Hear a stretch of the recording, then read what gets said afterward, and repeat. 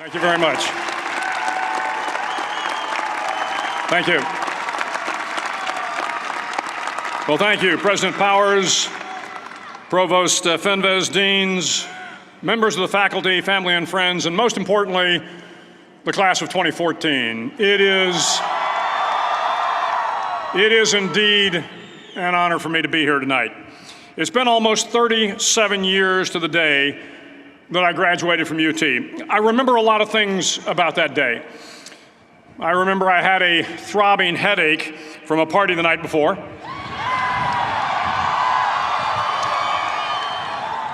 I remember I had a serious girlfriend who I later married. That's important to remember, by the way. And I remember I was getting commissioned in the Navy that day. But of all the things I remember, I don't have a clue who the commencement speaker was, and I certainly don't remember anything they said. So acknowledging that fact, if I can't make this commencement speech memorable, I will at least try to make it short. So the university's slogan is, "What starts here changes the world." Well, I've got to admit, I kind of like it. What starts here changes the world. Tonight, there are almost 8,000 students, or there are more than 8,000 students graduated from UT. So that great paragon of analytical rigor, Ask.com, says that the average American will meet 10,000 people in their lifetime. 10,000 people, that's a lot of folks. But if every one of you changed the lives of just 10 people, and each one of those people changed the lives of another 10 people, and another 10, then in 5 generations, 125 years, the class of 2014 will have changed the lives of 800 million people. 800 million people. Think about it. Over twice the population of the United States. Go one more generation, and you can change the entire population of the world, 8 billion people. If you think it's hard to change the lives of 10 people, change their lives forever, you're wrong. I saw it happen every day in Iraq and Afghanistan. A young Army officer makes a decision to go left instead of right down a road in Baghdad, and the 10 soldiers with him are saved from a close-in ambush. In Kandahar province, Afghanistan, a non-commissioned officer from the female engagement team senses that something isn't right and directs the infantry platoon away from a 500-pound IED, saving the lives of a dozen soldiers. But if you think about it, not only were those soldiers saved by the decisions of one person, but their children were saved, and their children's children. Generations were saved by one decision, one person. But changing the world can happen anywhere, and anyone can do it. So what starts here can indeed change the world. But the question is, what will the world look like after you change it? Well, I'm confident that it will look much, much better. But if you'll humor this old sailor for just a moment, I have a few suggestions that may help you on your way to a better world. And while these lessons were learned during my time in the military, I can assure you that it matters not whether you ever served a day in uniform. It matters not your gender, your ethnic or religious background, your orientation, or your social status. Our struggles in this world are similar, and the lessons to overcome those struggles and to move forward, changing ourselves and changing the world around us, will apply equally to all. I've been a Navy SEAL for 36 years. But it all began when I left UT for basic SEAL training in Coronado, California. Basic SEAL training is 6 months of long, torturous runs in the soft sand, midnight swims in the cold water off San Diego, obstacle courses, unending calisthenics, days without sleep, and always being cold, wet, and miserable. It is 6 months of being constantly harassed by professionally trained warriors who seek to find the weak of mind and body and eliminate them from ever becoming a Navy SEAL. But the training also seeks to find those students who can lead in an environment of constant stress, chaos, failure, and hardships. To me, basic SEAL training was a lifetime of challenges crammed into 6 months. So here are the 10 lessons I learned from basic SEAL training that hopefully will be of value to you as you move forward in life. Every morning in SEAL training, my instructors, who at the time were all Vietnam veterans, would show up in my barracks room, and the first thing they'd do was inspect my bed. If you did it right, the corners would be square, the covers would be pulled tight, the pillow centered just under the headboard, and the extra blanket folded neatly at the foot of the rack. It was a simple task, mundane at best, but every morning we were required to make our bed to perfection. It seemed a little ridiculous at the time, particularly in light of the fact that we were aspiring to be real warriors, tough, battle-hardened SEALs. But the wisdom of this simple act has been proven to me many times over. If you make your bed every morning, you will have accomplished the first task of the day. It will give you a small sense of pride, and it will encourage you to do another task, and another, and another. And by the end of the day, that one task completed will have turned into many tasks completed. Making your bed will also reinforce the fact that the little things in life matter. If you can't do the little things right, you'll never be able to do the big things right. And if by chance you have a miserable day, you will come home to a bed that is made, that you made. And a made bed gives you encouragement that tomorrow will be better. So if you want to change the world, start off by making your bed. During SEAL training, the students are all broken down into boat crews. Each crew is 7 students, 3 on each side of a small rubber boat, and 1 coxswain to help guide the dinghy. Every day, your boat crew forms up on the beach and is instructed to get through the surf zone and paddle several miles down the coast. In the winter, the surf off San Diego can get to be 8 to 10 feet high, and it is exceedingly difficult to paddle through the plunging surf unless everyone digs in. Every paddle must be synchronized to the stroke count of the coxswain. Everyone must exert equal effort, or the boat will turn against the wave and be unceremoniously dumped back on the beach. For the boat to make it to its destination, everyone must paddle. You can't change the world alone. You will need some help.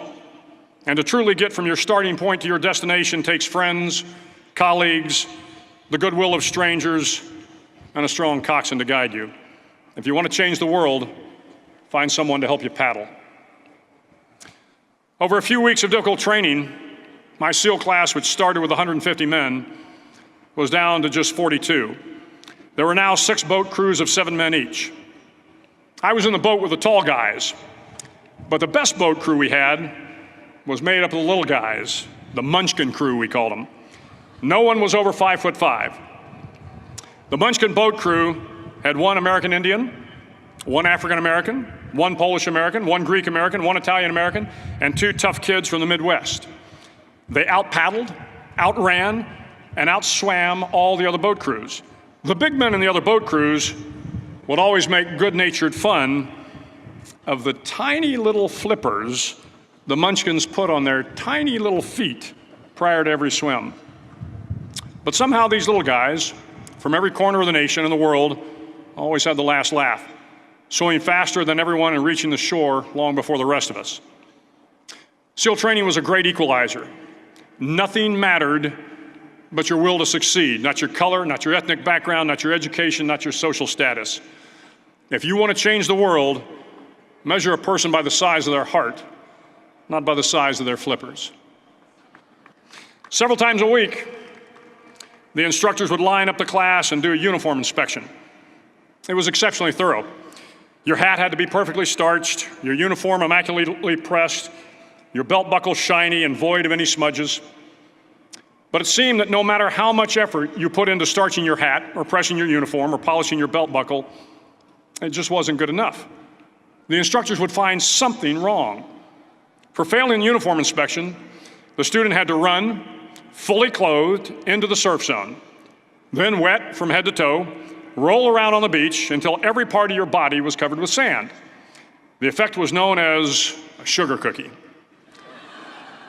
You stayed in the uniform the rest of the day, cold, wet, and sandy. There were many a student who just couldn't accept the fact that all their efforts were in vain, that no matter how hard they tried to get the uniform right, it went unappreciated. Those students didn't make it through training. Those students didn't understand the purpose of the drill. You were never going to succeed. You were never going to have a perfect uniform. The instructors weren't going to allow it. Sometimes, no matter how well you prepare or how well you perform, you still end up as a sugar cookie. It's just the way life is sometimes. If you want to change the world, get over being a sugar cookie and keep moving forward. Every day during training, you were challenged with multiple physical events: long runs, long swims, obstacle courses, hours of calisthenics, something designed to test your mettle. Every event had standards, times you had to meet. If you failed to meet those times, those standards, your name was posted on a list, and at the end of the day, those on the list were invited to a circus. A circus was 2 hours of additional calisthenics, designed to wear you down, to break your spirit, to force you to quit. No one wanted a circus. A circus meant that for that day, you didn't measure up. A circus meant more fatigue, and more fatigue meant that the following day would be more difficult, and more circuses were likely. But at some time during SEAL training, everyone made the circus list. But an interesting thing happened to those who were constantly on the list. Over time, those students who did 2 hours of extra calisthenics got stronger and stronger. The pain of the circuses built inner strength and physical resiliency. Life is filled with circuses. You will fail. You will likely fail often. It will be painful. It will be discouraging. At times, it will test you to your very core. But if you want to change the world, don't be afraid of the circuses. At least twice a week, the trainees were required to run the obstacle course. The obstacle course contained 25 obstacles, including a 10-foot wall, a 30-foot cargo net, a barbed wire crawl, to name a few. But the most challenging obstacle was the slide for life. It had a 3-level, 30-foot tower at one end and a 1-level tower at the other. In between was a 200-foot-long rope. You had to climb the 3-tiered tower, and once at the top, you grabbed the rope, swung underneath the rope, and pulled yourself hand over hand until you got to the other end. The record for the obstacle course had stood for years when my class began in 1977. The record seemed unbeatable until one day a student decided to go down the slide for life head first. Instead of swinging his body underneath the rope and inching his way down, he bravely mounted the top of the rope and thrust himself forward. It was a dangerous move, seemingly foolish and fraught with risk. Failure could mean injury and being dropped from the course. Without hesitation, the student slid down the rope perilously fast. Instead of several minutes, it only took him half that time. And by the end of the course, he had broken the record. If you want to change the world, sometimes you have to slide down the obstacles head first. During the land warfare phase of training, the students are flown out to San Clemente Island, which lies off the coast of San Diego. The waters off San Clemente are a breeding ground for the great white sharks. To pass SEAL training, there are a series of long swims that must be completed. One is the night swim. Before the swim, the instructors joyfully brief the students on all the species of sharks that inhabit the waters off San Clemente. They assure you, however, that no student has ever been eaten by a shark, at least not that they can remember. But you are also taught that if a shark begins to circle your position, stand your ground. Do not swim away. Do not act afraid. And if the shark, hungry for a midnight snack, darts towards you, then summons up all your strength and punch him in the snout, and he will turn and swim away. There are a lot of sharks in the world. If you hope to complete the swim, you will have to deal with them. So if you want to change the world, don't back down from the sharks.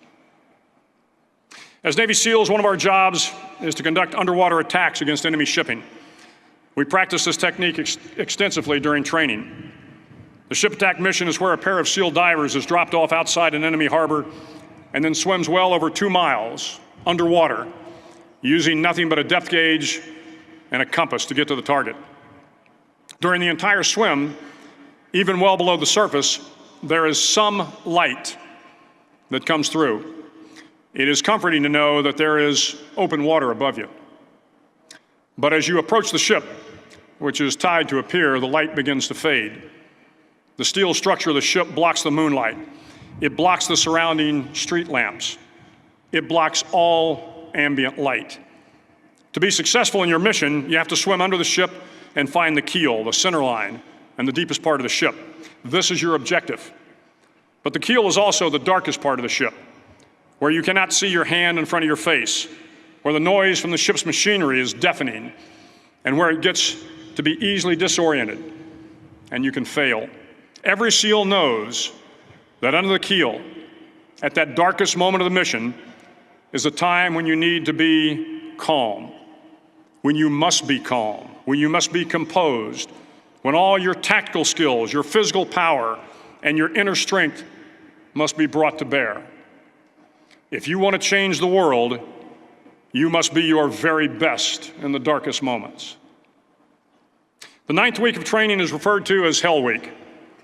It is 6 days of no sleep, constant physical and mental harassment, and one special day at the Mud Flats. The Mud Flats are an area between San Diego and Tijuana where the water runs off and creates the Tijuana Sloughs, a swampy patch of terrain where the mud will engulf you. It is on Wednesday of Hell Week that you paddle down to the Mud Flats and spend the next 15 hours trying to survive this freezing cold, the howling wind, and the incessant pressure to quit from the instructors. As the sun began to set that Wednesday evening, my training class, having committed some egregious infraction of the rules, was ordered into the mud. The mud consumed each man till there was nothing visible but our heads. The instructors told us we could leave the mud if only 5 men would quit. Only 5 men, just 5 men, and we could get out of the oppressive cold. Looking around the mud flat, it was apparent that some students were about to give up. It was still over 8 hours till the sun came up, 8 more hours of bone-chilling cold. The chattering teeth and the shivering moans of the trainees were so loud, it was hard to hear anything. And then one voice began to echo through the night. One voice raised in song. The song was terribly out of tune, but sung with great enthusiasm. One voice became 2, and 2 became 3, and before long, everyone in the class was singing. The instructors threatened us with more time in the mud if we kept up the singing, but the singing persisted. And somehow the mud seemed a little warmer, and the wind a little tamer, and the dawn not so far away. If I have learned anything in my time traveling the world, it is the power of hope.